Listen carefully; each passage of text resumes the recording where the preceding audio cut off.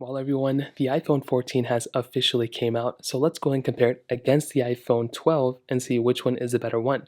Now, Apple's still selling both these iPhones, the iPhone 12 is still being sold, and honestly, can you even tell which one is which? You may be able to tell if you looked at the thumbnail and compare the iPhones.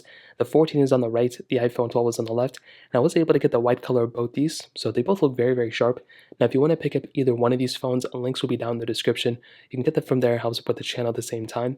Now, side by side, you can get a quick glimpse of basically how these iPhones compare. They are almost identically the same. With the iPhone 12, you had a 6.1-inch Super Retina XDR OLED display, and as I mentioned before, this was a very good panel. I like this phone a lot. It had a lot going for it at that time, and I still think it's a decent panel. This was the first iPhone to bring back the flat side since like the iPhone 5S.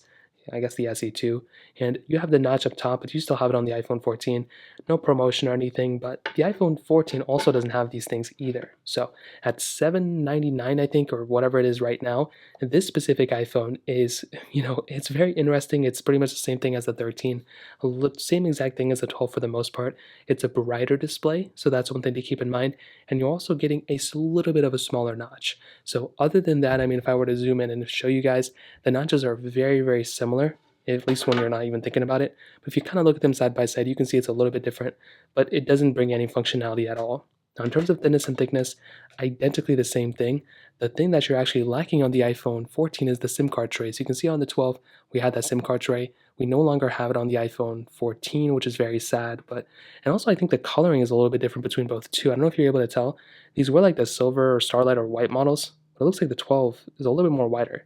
Now on the back, you can see it's crazy how similar these phones are. It's so beautiful. Now on the 12, it's a little bit of a different setup. So we have the dual camera setup at their top and bottom. With the iPhone 14, much bigger lenses. So you can see right here, wide and ultra wide, they're diagonal, but they're a much bigger lens capability here. So you have a lot more capability here. That's what I meant to say. You have MagSafe capability right here, wireless charging on both, IP certification, lightning ports at the bottom, and that kind of covers it really. That's not like a crazy amount of other differences between both. Now you are getting that emergency SOS satellite mode on the iPhone 14, which I think is really cool. And I think that's like a physical thing inside. I also think that the iPhone 14 is a little bit heavier. I'm not 100% too sure, so don't quote me on that. But they are very similar in terms of the build and everything. So I will say if you have an iPhone 12, just based on the build quality, you're probably not going to be missing out on too much. But there are some, I guess, more internal changes, which is nice. But one thing with the longevity of both these phones, the iPhone 12, which came out in 2020, is probably not going to last as long as the iPhone 14. But it's weird, the 13 and the 14 had the same chipset. So I don't know if the 13 is going to last as long as the 14 or the 14 lasting as long as the 13. So depending on that, the 12 shouldn't be too far off, maybe like a year or two behind the 14.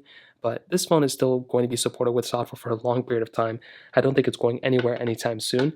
But if you want the phone that's going to last the longest amount of time, this is probably the better way to go in my opinion. So it's still more than capable enough to do everything you want to do with it in terms of longevity. So that kind of covers it up in that standpoint. Now let's go and do a speed comparison between both these phones. The iPhone 12 has that Apple A14 Bionic chip inside of it with 4 gigabytes of RAM, where the iPhone 14 has the Apple A15 Bionic chip inside of it with 6 gigabytes of RAM apparently. So let's go and get into some speed comparisons. Okay, there we go. Let's go and hop out of the apps in the background. The iPhone 14 is here. iPhone 12 is on the right. So let's get into it. Phone calls 321. Okay, let's go and hop out of here. Music 321. And I'm looking at the camera viewfinder to make sure it's not blurry. It does not look blurry for me, so hopefully it doesn't look blurry for you. And you can see, I mean, the iPhone 14 was so ahead in this case, I don't even know why. Health 321. About the same thing. Settings 321. About the same thing too. App Stores 321.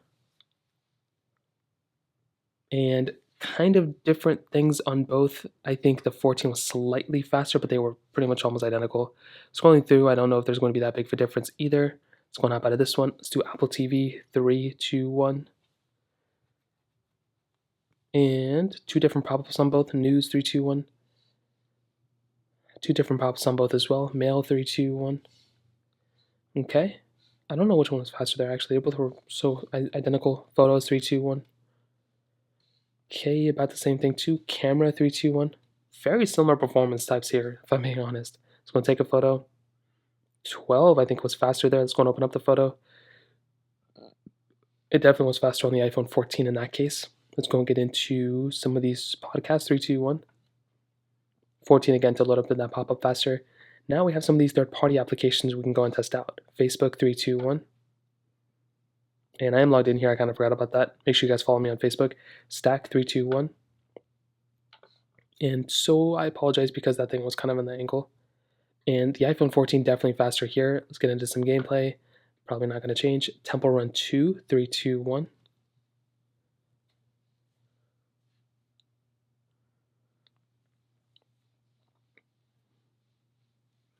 And we can kind of see in this case as well that the iPhone 14 I think is the faster one, and the iPhone 12 is just a little bit behind. So not a big difference, but one of those things to keep in mind. Snapchat 3, 2, 1. Okay, let's go and hop out of here. Let's go and do TikTok. Let's skip that one. Twitter 3, 2, 1. I might be logged in here. I kind of forgot. Nope, I was not. Let's go and get into Genshin Impact. Now this is a pretty big game, so we'll see how this one kind of opens up. 3, 2, 1.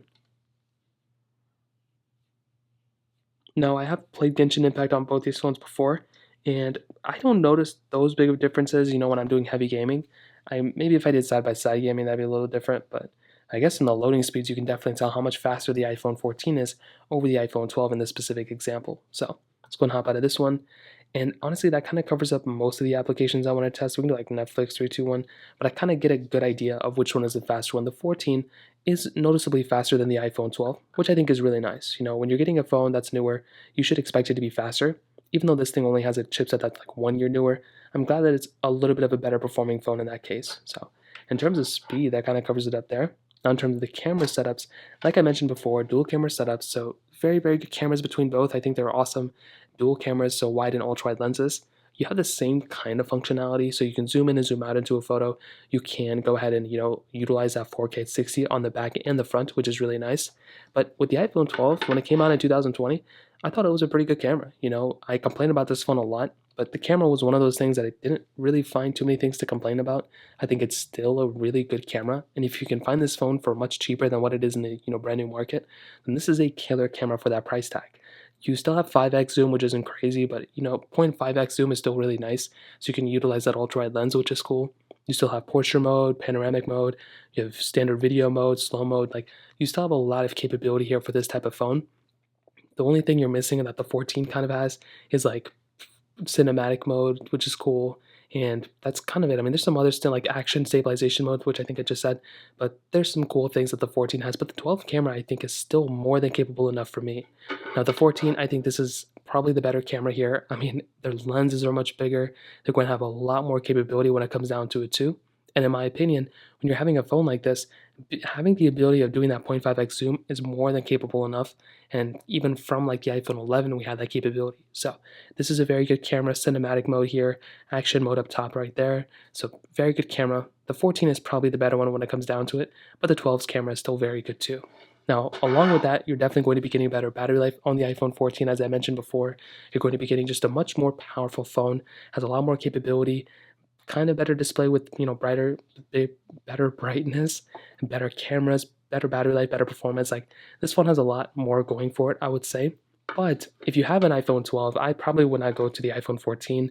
I would much rather go from an iPhone 12 to an iPhone 13 Pro, or just keep my 12 and wait for the 15s to come out. I think this is too minor of a difference. Like, if I had an iPhone 10 and I was going to one of these phones, I would probably not go for either one of these, and I would just buy an iPhone 13 Pro at that point. But the choice is yours. I think the 12 is still a really good phone to keep, and I probably would not go from an iPhone 12 to an iPhone 14 in my opinion. So that kind of covers it up. If you have any other thoughts or questions, let me know in the comment section below. Hit the like button, that would mean so much, but definitely hit that subscribe button. More importantly than everything else, I love every single one of you guys. Hopefully I'll catch you guys in the next video.